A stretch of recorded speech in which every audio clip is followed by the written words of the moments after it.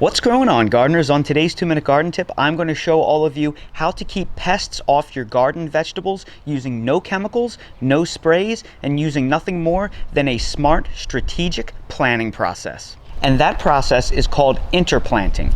Interplanting is when you take multiple different species of plants and you plant them next to each other in a pattern with a strategic purpose in mind.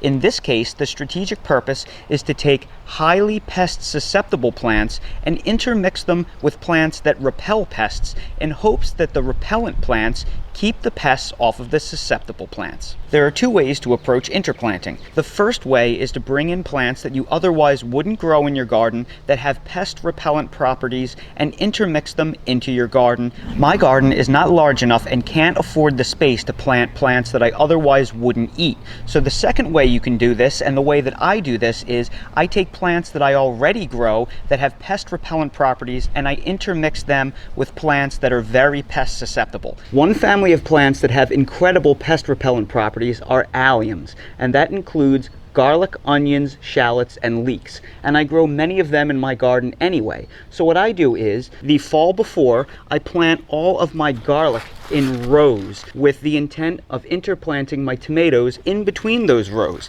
So I give them 2-foot spacing between the rows of garlic, and then come the spring, I plant my tomatoes in the reserved space. And this has been fantastic for pest prevention because the odor of the garlic does wonderful to keep pests off of my tomato plants. Tomatoes are easily the most pest susceptible plants that I grow in my vegetable garden. So in the winter, I strategically planted all of my onions in rows to know that I was going to come back in the spring and interplant all of my dwarf tomatoes in between those rows. And it works out wonderfully because these onions have incredible pest repellent properties. And this technique doesn't just work on protecting tomatoes. I have all of my pepper plants interplanted with my red onions as well. This works great on your peppers, on your tomatoes, on your eggplant, on your zucchini, on your squash. Anything that is susceptible to pest damage, these alliums can help keep the pests off. If you're concerned that your garlic, onions, and shallots will be harvested well before your pest-susceptible plants, have no fear. Simply start new seeds of bunching onions and green onions right now so you have more seedlings ready